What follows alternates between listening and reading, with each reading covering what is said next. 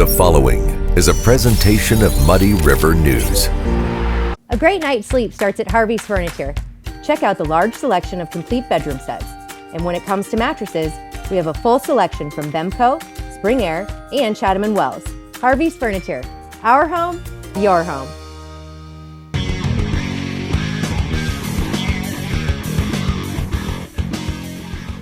Hey everybody, welcome to the Daily Muddy. I'm Ashley Conrad, and joining me today, I have Bridget Kennington. How are you, Bridget? I'm good. How are you? Fantastic. Thank you for joining us. Well, thank you for having me. Absolutely. Okay, so I'm going to try and get through this without getting emotional, okay?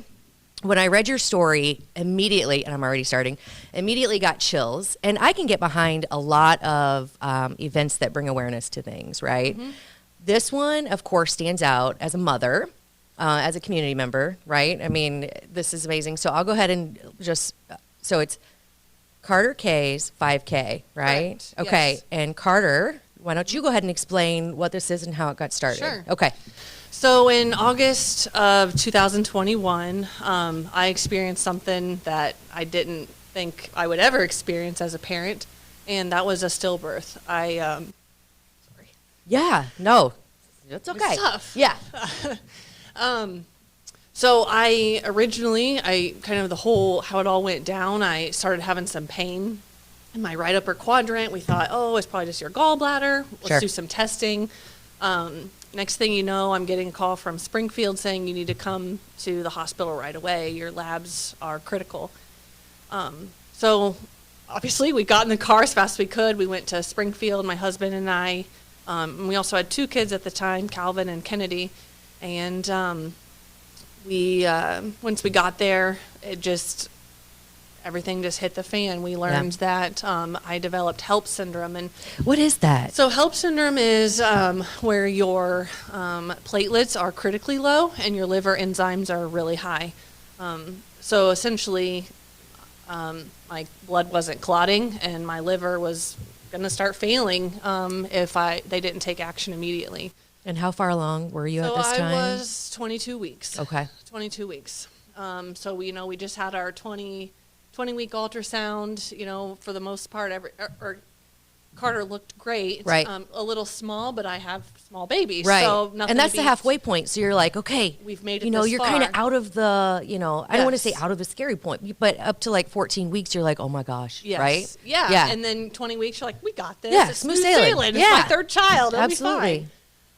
So then, as more and more physicians started joining my team, the next physician was the NICU doctor coming in, and that's when he started giving us, the chances of Carter surviving once we had him.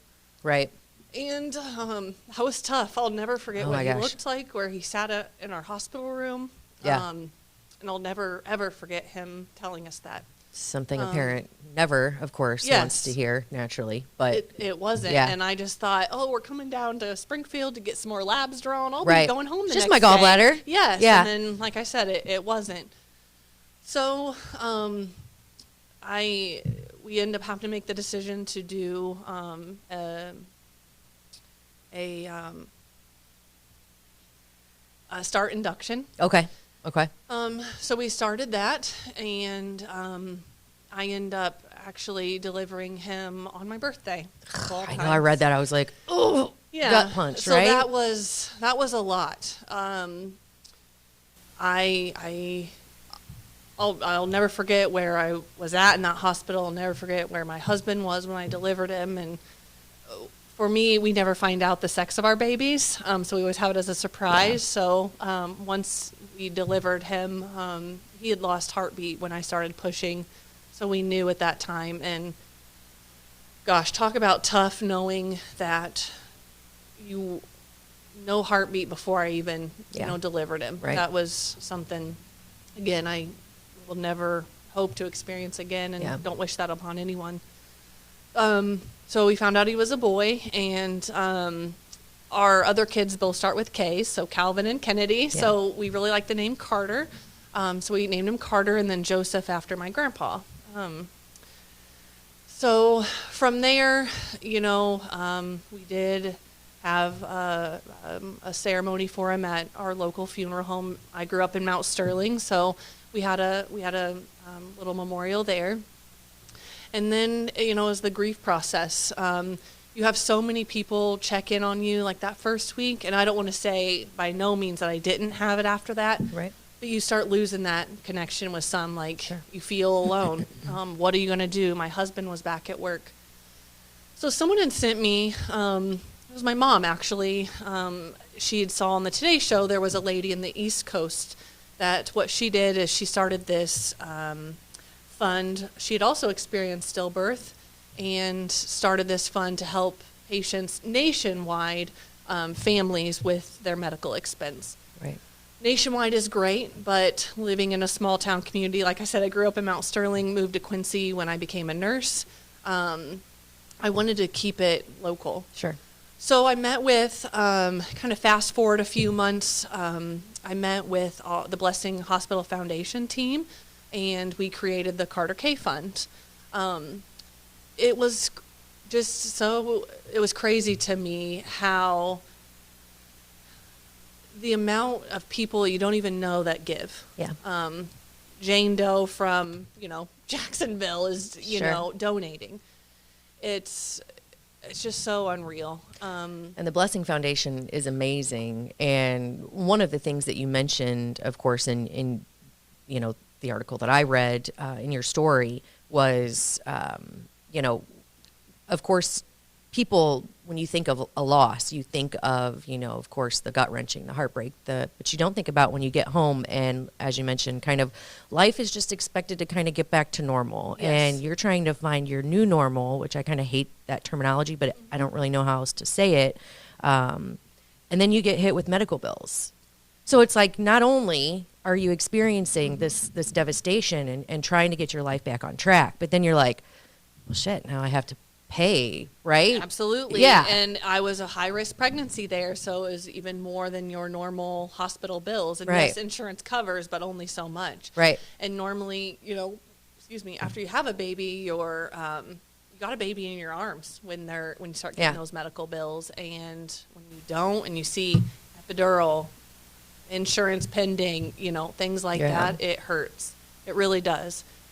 And so pairing with the hospital or the Blessing Hospital Foundation and starting the fund has brought, I didn't think I'd be here today. Yeah. It's really helped me grieve not only myself, but my husband. And just over this past 2 years, I guess, because he just would have had his second birthday in August, how much money we've raised, how much we've been able to help 2 families within the Blessing Hospital organization. And that's what's nice about the Carter Fund. It stays in the hospital. Okay. So kind of the process for it is if a mother experiences stillbirth, they have a grief packet. And in that grief packet is a flyer on our fund and how to reach out to who, X, Y, and Z, what to do. And then they'll get in contact with me, determine the next steps. Sure. And then we're able to pay that medical bill directly. Which is amazing. It is. Talk about the light, surrounding a tragic situation. Yes. That's amazing that you Yes. guys are doing that. Yeah. And I'm sure it does help you kind of in the grieving process to know that, if mothers experience this, they're not alone, maybe kind of how you felt. And, again, not for lack of anyone in your circle, Sure. but it's just, I can't imagine the overwhelming sadness. Yes. But so what you're doing is not only, helping you, but helping other mothers in the area that are, maybe going through the same devastation as you and your husband, your family went through.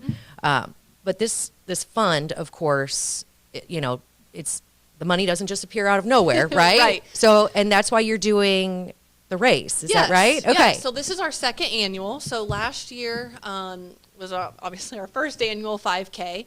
We held it at Bob Mays Park, same place as for this year, the Bill Klinger Trail. Last year, the amount of people, I can't even describe. I remember I looked up one time and just all I saw was people in line and cars just Yeah. everywhere. And that park, it's not real big, so there was not. people parking on the street. That's amazing. And it was awesome. Yeah. We had sponsors. a big balloon arch, and just people that also were in the race, had experienced stillbirth in the past as well. And so they would walk as a family in memory of their son or daughter. And so that was neat, getting to, talk with those families that have experienced that as well. So this year is our second annual. It's on October 14th. Right. The race starts at 8 a.m. and we kick it off with a prayer, little memorial at 7:50. Same, like I said, Bob Mays Park. The deadline for sign up is September 25th, so Monday. However, you can still sign up on the day of the race. You just won't be guaranteed a T-shirt necessarily, unless we have, quite a few people. Then we can put in a big bulk order. Sure. But we're looking forward to it. We hope to have maybe a drink. I don't want to say a drink cart, but like a Lotus. Sure. A little Lotus truck. Yeah. Maybe more snacks, drinks, things like that for people. And especially like afterwards, if people want to, just reflect and on the race and things like that. Yeah. So fellowship and having a community rally behind you and others that have gone through this. I think that is awesome. And what better way to honor the memory of Carter? I think that's just very cool. Yeah. And I appreciate that you're putting yourself out there and doing this. I know that parents, I guess, who have experienced this or who are going through it now, maybe it's a silver lining in a really dark cloud. Yeah, so absolutely. Yeah, so if I wanted to sign up, where would I go? Yeah, so there is a link. I think we're going to link it. Perfect. Yeah, okay. I think we're going to link it. So don't rack your brain over it. We're going to take care of that. Good. Yeah, we're going to link it. Is so the whole ordering system is through Ted's Shirt Shack. So once you there's a special link to that. You can go on there. You can buy a T-shirt for just $20, or to sign up for the race. Is $40, which includes a T-shirt. Perfect. So, and then if somebody wanted to donate just, out of the goodness of their heart, doesn't want to walk, doesn't want to run, doesn't want a T-shirt, they can do that too, right? They can. Perfect. They can go, they can get in contact with the Blessing Hospital Foundation and just let them know that they want to donate to the Carter K Fund. Perfect. Yeah. Well, good luck. I'm sure you're going to have a great turnout. Thank you. And thank you for sharing your story. Yeah. I really appreciate it. I appreciate your time. Thank you. Anytime. Thanks, Bridget. All right, coming up next, Britt B. and Ash C. and Coffee Talk. Kelly's has been a fun place to eat and drink in Quincy since 1982.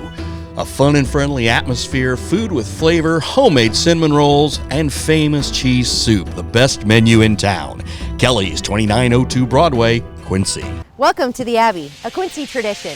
With 6 big screens, a new larger kitchen, and now more seating capacity, the Abbey is the place to be before, during, and after the big game. Come enjoy fan favorite appetizers, steaks, burgers, and a variety of daily food and drink specials. Can't join us? Carryout is available too. Now with a convenient drive-up window to better serve you. 1736 Spring in Quincy. Opens at 3 p.m. Tuesday through Sunday. Come join all your friends at the Abbey, a Quincy tradition. The Liquor Booth is your home for a huge selection of beer, wine, and spirits. The Liquor Booth has 2 locations in Quincy, 3520 Broadway and 1500 North 12th Street. The Liquor Booth, where it's always happy hour. Are you looking for the perfect venue for your next special event? Check out Utopia Event Center. Utopia has a large banquet room and an awesome bar area, perfect for anything from birthday parties to formal corporate meetings. It also offers a photo booth, stage for a DJ or a live band, and a fully stocked bar, all for only $300. Check us out at utopiaeventcenter.com or call Barn at 217-430-6559 for more information. Utopia Event Center, 900 North 12th Street in Quincy. Instant Replay is your local sports bar. With 18 big screen TVs, we have all the sports packages from college games to pro games. We offer daily drink specials, and come check out the Bullpen, our newly renovated beer garden. Instant Replay, 2739 Chestnut in Quincy. A&B Properties is Quincy's largest apartment rental company with hundreds of units available. They offer short-term and long-term rentals with 1 up to 4 bedroom apartments. A&B Properties meets the needs of its tenants with care, compassion, and a quality of service that exceeds expectations. A&B Properties also has a convenient tenant app for you to do your payments or make repair requests. Give them a call today. A&B Properties, 217-919-8080, Quincy.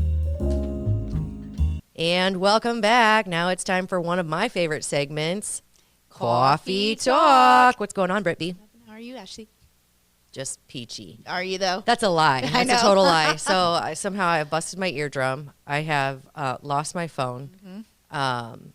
Last night, my cat decided to, like, forget how to poo, so it had, like, poo all over it. So I'm, like, doing surgery on its fur to get, I mean, it's just been. That's the third one, then. It comes in threes. Yeah. Right? Cat poo being the third isn't that. God, it really isn't that bad. In the grand scheme of things, life could be a lot worse. I will say that. But last night we sat down and I was like, it's been a hell of a week. And it's only Monday. You know? So I was like, ugh. But yeah, as I said, it could be worse. So I'm not going to complain too much. The phone thing, though. Is like losing your left hand? Dude, I am so embarrassed to admit it. I mean, I always know, like, when I forget my phone somewhere, I get, like, the heart palpitations and the sweaty palms. I'm like, oh, my gosh, what am I going to do without it? I have now been, so I lost it Saturday night, which Saturday night I didn't really miss it too much. But then Sunday. It was social stuff. But like once it comes to work and trying to work, I think. Trying to maintain normalcy without my phone. Yeah, when so much of my work is done on it is insane. So, yeah, Sunday, Monday, and then today, people will see this tomorrow. But anyway, so I'm hoping to get a replacement. So we went to AT&T. Well, actually, let me start here. So, dumb me, I put it on my bumper, drove off, right? So it was somewhere by my street. I was still getting text I messages feel like on a my lot watch. of people do that or can do that. Thank you for making me feel better. I'm serious. Yeah. I feel like I've done it. I don't know. My oldest was like, and what did we learn? And I'm like, I'm about to, I don't know. Like, you're being pretty brave here, kid. But, yeah, so then we went to AT&T to see about a replacement and, you know, all the new fancy phones. Good news is. So I can do an insurance claim, and then I can turn that newly replaced phone in towards a 15, but it only gives me like a very small chunk of it. And anybody who's gone phone shopping knows that those phones are A lot. So of course I want like the one with all the bells and whistles, Yes. right? I want the Everybody newest wants one. the newest one. And the camera. I mean, primarily, you know, between the storage on the phone and the camera, those are really the only two things I care about. Is there a big difference between the 14 and 15? I need to know for myself. I'm upgrading too, but I'm So gonna here's go the difference. The 14, you don't get any trade-in value. What do you mean? What if you're eligible for an upgrade? Don't quote me here, but he said now that the 15 is out, when you turn in your phone, the only time you get money towards it is if you go for the newest and the best. They are always changing these things. And I don't know for sure if that's 100% true, but depending on what model of phone you have, mine was super, super, super old. So I'm getting barely anything out of it. Yeah. But some of them, you can get like upwards of $900, and the new 15 is like $1,100. Wow. So if you think about it, Yeah. it really does make sense. So if you have a newer model of phone, Yeah. trading it in and getting For that the rebate for the upgrade, 15 yeah. only makes sense. Mine's junk, so I Mine's don't trash. know. Yeah. I was planning on being economically conservative Mm-hmm. and getting the 14 instead of the one with all the bells and whistles, even though I want all the bells and whistles. Right. I don't know. Yeah, I wanted to do the same thing. I was like, there's no need in me spending that money because I don't need it all right now. Mm-hmm. But if it makes more sense, then yeah. Yeah. So As long as it makes sense. yeah. And then we'll have new phones hopefully within Knock on wood. You know, here's the thing, though. As much as it is an extension of me, and it does embarrass me to say that, I think everybody can relate. But at the same time, it's almost freeing to not have it because I have a reason to not be tied to it. I just don't have it. So it's not like I'm ignoring people. It's not like I'm trying not to do my job as good as I can. It's just I can't. So, nice. Which only works for so long, but it Yes. is freeing. And that's why, like, on the Facebook thing, I was like, you know, I never lost a landline. Maybe we should just go back to those bad boys. I would be totally good with that. Back to basics. Man, I didn't No? There's a landline at the bar, and that phone always rings. No one ever picks it up. Because So everybody's like, if they need me, they'll call my cell phone. Yes, Yeah. exactly. It's just telemarketers on the landlines, I guess. I don't know. Yeah. Knocking on wood. We get to knock on wood because we have a big announcement today. Today is the Great Quincy Sandwich Debate winner. Announcement. Yeah. So you voted. You told us on our first poll. Yeah. And the winner won by a landslide. By a landslide. All right. We're going to do a drum roll? Yeah. Okay. Let's break their ears. Okay. By a landslide. The winner is Made Right. Made Right. Go figure. Right? So I probably could have guessed that because It's so Quincy. Right? It is so Quincy. It is like, duh. Now, throughout this process, so Shuckman started the poll. People voted. We went and toured all these places. It was a terrible part of our job. I know.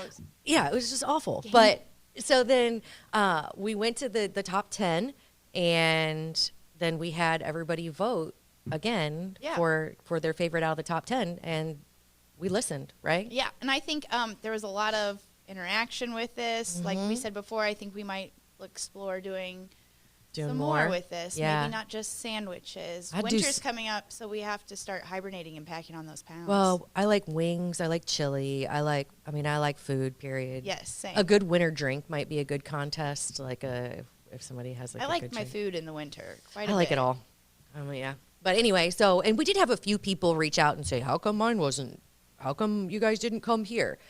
Just to reiterate, the places were established by the viewers. Yes. And they voted on their top 10. Yes. Yeah. So we went to the top 10 that the viewers voted on. So, Yeah. right? It was a debate. And another debate that's been in the news, I'm going to bring it back from the news last week.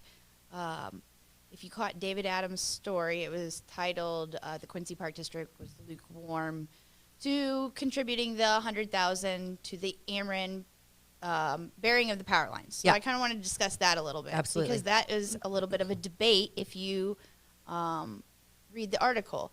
Now, I guess to put it into perspective real quick, the burying of the power lines is the first step to the Riverfront Master Plan, according to the Master Plan previously. Okay.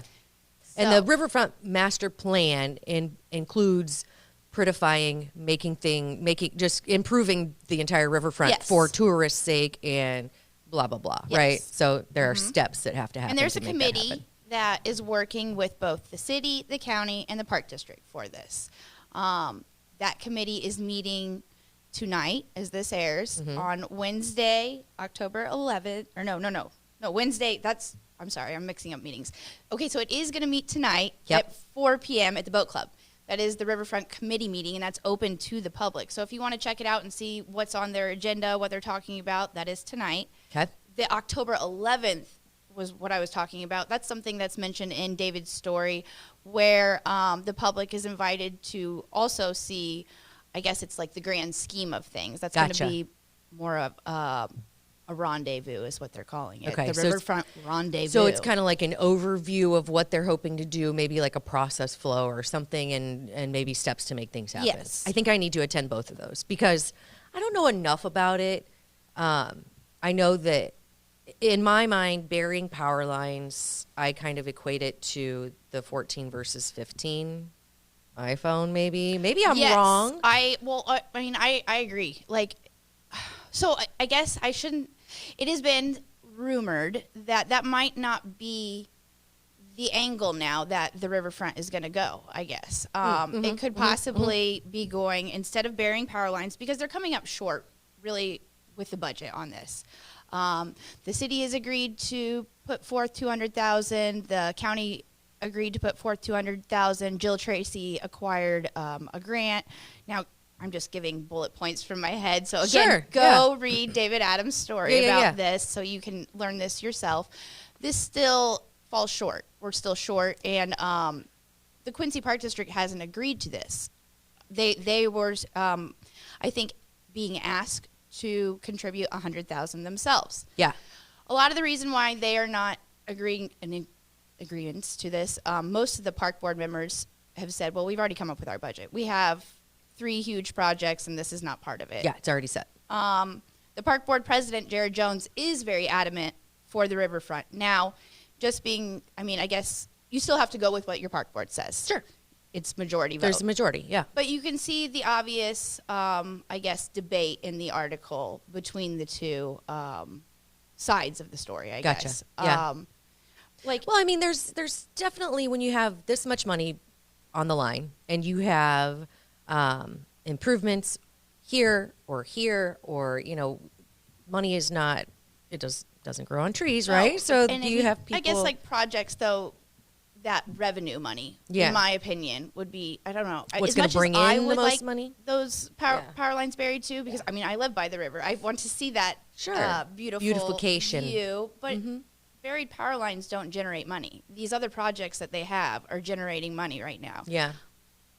If the riverfront went to a different direction of maybe making the first step not being buried power lines, but there's talks of doing the amphitheater first. Now, Sure. the amphitheater is going to go, I think, where that Quincy water plant was, is what you would call it. The big round building thing? Yeah. So, okay. I mean, that's a big project to take That's on, huge. too. Sure. I don't know if that equates to the $1.18 million that the power line project is. It might be more, it might be less. I don't know. But I would see, in my opinion, I think an amphitheater would generate revenue. that is could what then create, money to bury power means lines, to do and then we that. could get the iPhone 15. Yeah, see, that's kind of what I'm thinking, and I don't know. Maybe there are like engineering needs for burying the power lines that I don't know. But if Yeah, it's maybe simply there are. beautification, probably need to have the means to do so before asking people to ante up. So the park board has other projects that they're working on, and a lot of things. It seems like everybody's trying to dip into the park board right now, the park district, right? Yeah, I think so. And I'm not disagreeing that it is down in that area. So Well, that's another question. It is that's kind of on the table. Are those power lines all in park board? like jurisdiction. Yes. I Yeah. mean, I think kind of, but then again, that's questionable too, because the park district can only put forth, park district money towards that. Sure. I don't even know if they can put money towards that amphitheater with that not being. In the park per se. Yeah, I don't know. I don't know what we need. What we need, we need somebody is a on park here. district person. Yeah. Board member, maybe the president, somebody Or to come so on here. the master plan. For the and riverfront. coffee talk with us. I agree. I mean, yeah, duh. I mean, so that's the only way we can use. here's the invitation. Yeah, Yes. because Brittany and I we definitely don't know what we're talking about No, half we the time. So if we no. can get a pro on here, that would be awesome. But Yeah. also, so you have the park district, and you have the committee for the riverfront master plan is separate than City of Quincy, separate than Park Board, Absolutely, separate yes. than. So we need somebody. So we need from someone from both. there too. Yeah. To come on and maybe explain. I did talk to John Frankenhoff earlier because I had him explain a little bit to me. I've talked to a couple other people, but he did say to me, it kind of sounds like what I said with the views going with the power lines and the amphitheater, that the riverfront might need to make a clear,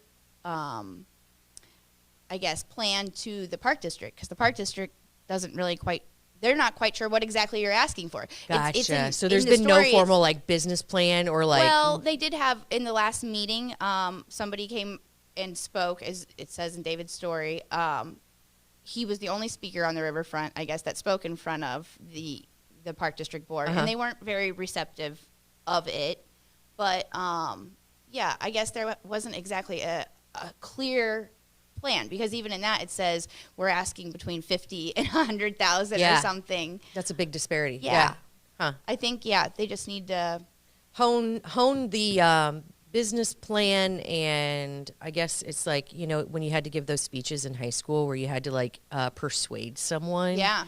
Hone that in, man, Yeah. because when you're asking for that much money, that is quite a thing. And you want to know that, of course, the park, the park district and the park board, it's kind of under new management. Yes. Jared is relatively new. John's still there, but you have to.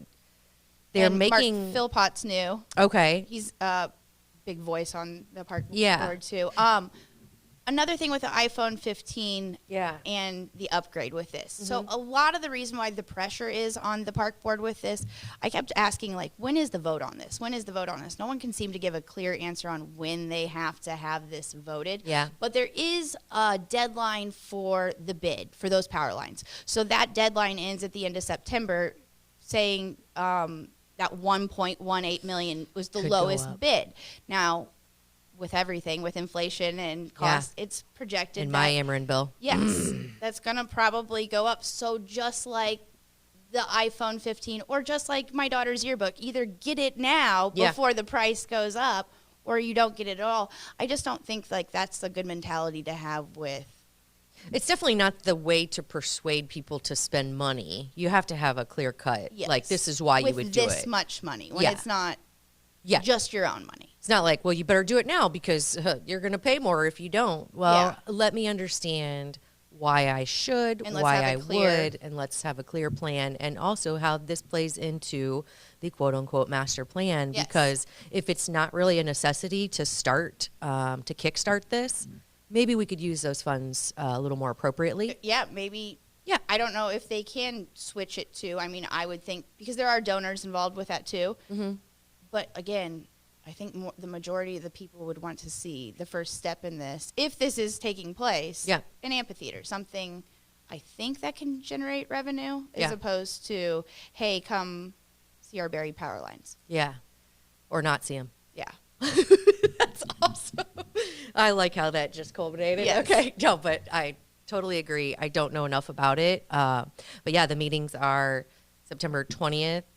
Tonight, right? Yes. And at then 4 p.m. October That's 11th. at the Quincy Boat Club. It's open to the public, so anybody is welcome to attend. Yeah. And then the Riverfront Rendezvous. Yeah. I think I have that right. I do too. I love my alliteration. So good job to whoever did that one. Yeah, that's really good. That's October 11th next month. We'll get the times out there for you. All right, perfect. Yeah. Hey, I always love hearing about this. It's like, I don't know my head from a hole in the ground when it comes to this reiterate whatever David writes. And I come in here and I ask David all the questions. And he's like, well, how much of the story did you read, Brittany? I'm like, all of it. Now you have to explain it to me. Yeah, now though. you have to give it to me in layman's terms because that's how we operate. And so even then, I still want more people to explain. I like to know everything before I That's why make one of the reasons I love you, your curiosity, and then you teach me things. So here's our final call to someone on the park board to come on and have a chat with us because we really want to know what's going on here. I agree. Right? Yes. All right. So until then, I guess this is Coffee Talk.